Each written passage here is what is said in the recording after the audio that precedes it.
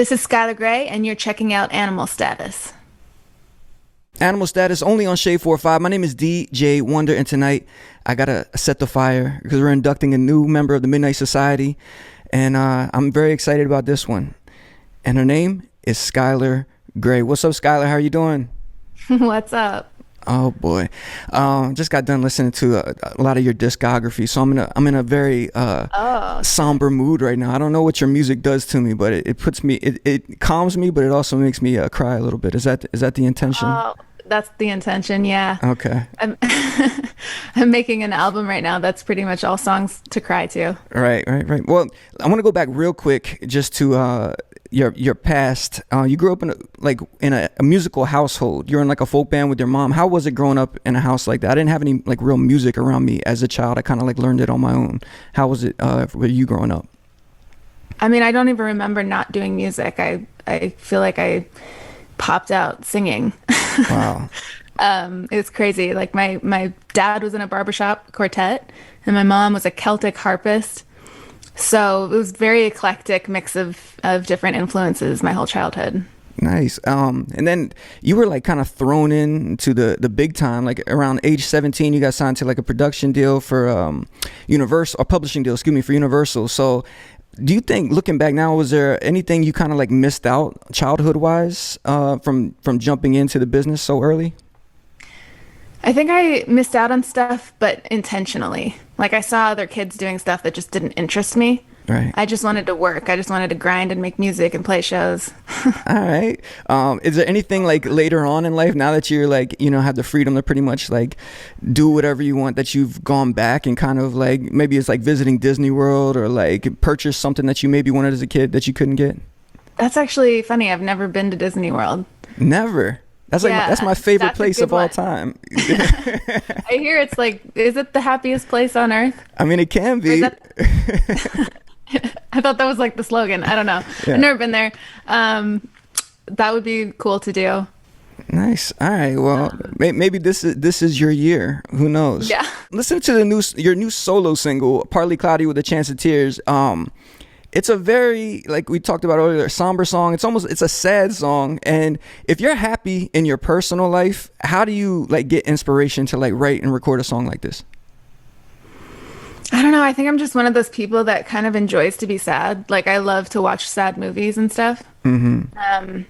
And I'm really happy in my personal life, super happy in love. But I still like to cry, and we all go through shit. I mean, on the surface, everybody's seen all the happiness because that's all I like to show the world. But like behind closed doors, there's definitely like drama, and I've been going through a lot of shit the past couple of years. So there's plenty of inspiration there.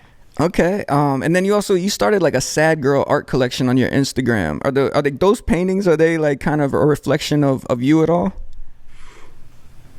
Yeah, I think they probably are. I mean, they came out of me, so they must be a reflection of something inside of me. Right. When you're writing lyrics, do they ever come to you like in your sleep? I know like people like Prince have said that before, Michael Jackson. Do you ever like wake up and just have like a song ready to go? Yeah, actually, I've had multiple songs come to me in my sleep. Usually it's melody though. Right. And I wake up singing it, and then it's like I have to grab my phone and record it right away. Otherwise it's gone. It's almost like a sleep journal, but for music, I guess, right? Yeah.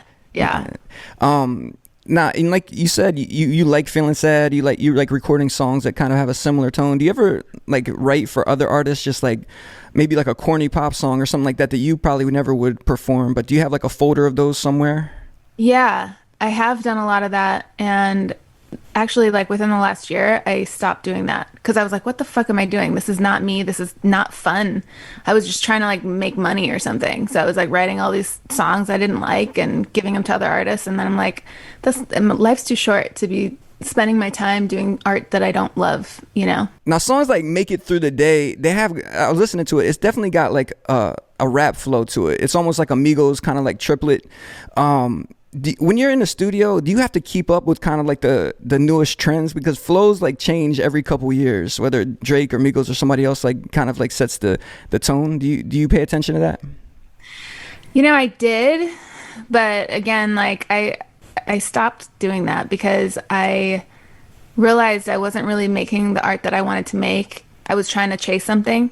And, I don't care if my art is considered cool or current or whatever. I just want to make what I feel. And so, like, Make It Through the Day, I do love that song.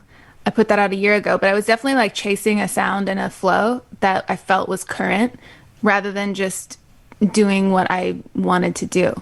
Does that make sense? Yeah, I completely understand, but I feel like as a musician and as like a studio musician, which you're very good at writing, producing, everything else, like you gotta kind of be on top of certain things. You don't always get the liberty of just being able to do whatever you want sometimes if you're working for other people as well. So you've kind of like taken it Yeah, like, I yeah. pretty much stopped working for other people though. Okay, there it is. That's what I was gonna say. You've you pretty much taken it on yourself to do your own art.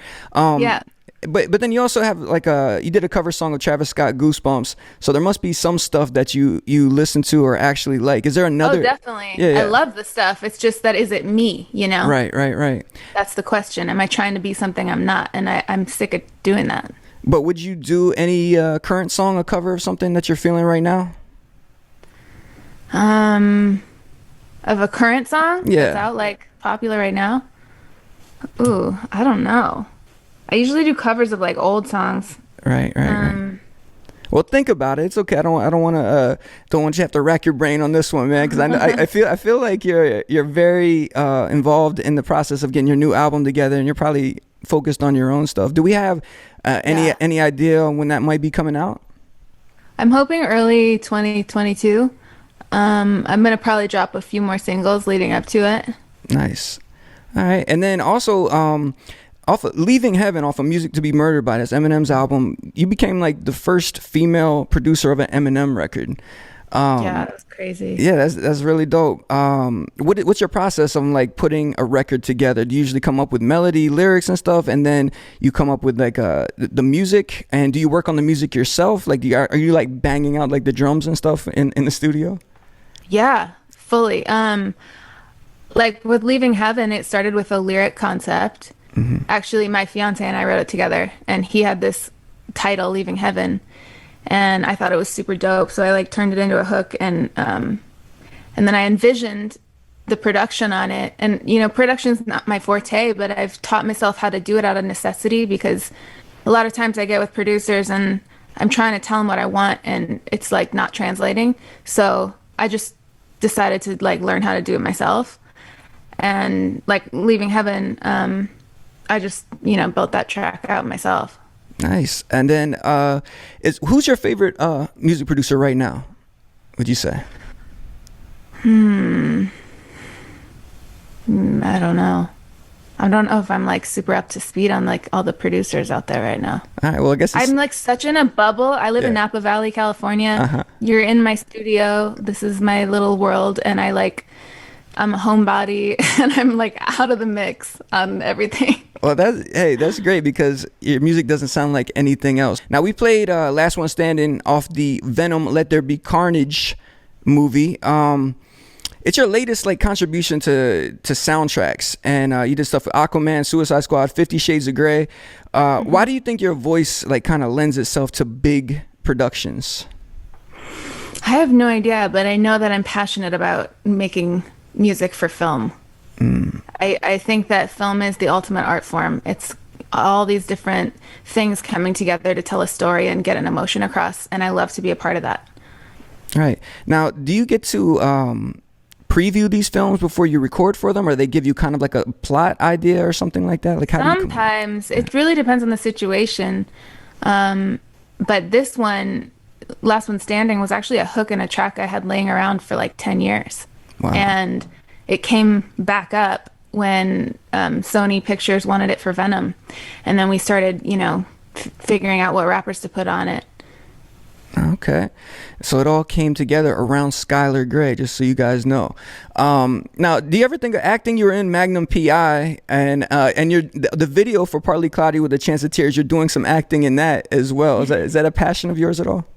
I mean, I would love to do some acting, but I don't think that I'm probably just not confident enough in it. Okay. Oh, But I well. would love to. If somebody would give me the chance, I would love to. All right. Any producers listening or watching out there, check out Skylar Gray's skills. And then also, this show, Animal Status, is a very like horror themed kind of like music show. Are you a fan of horror movies at all? Yes. Okay. Now, if you could pick any past horror movie or maybe a current horror movie that you could be on the soundtrack for or do like a big song for, what would you pick? Oh, to do a song for? Yeah. I don't know. But my favorite horror movie is probably The Shining. Okay. It's a very so you like Stanley Kubrick, I'm guessing, like Yeah. it's a slow build kind I of. like slow movies though. Right. Like they're my favorite, yeah. All right, I got you, Skylar. All right, we really appreciate you coming by. You can check out the new single "Partly Cloudy with a Chance of Tears" and also "Last One Standing."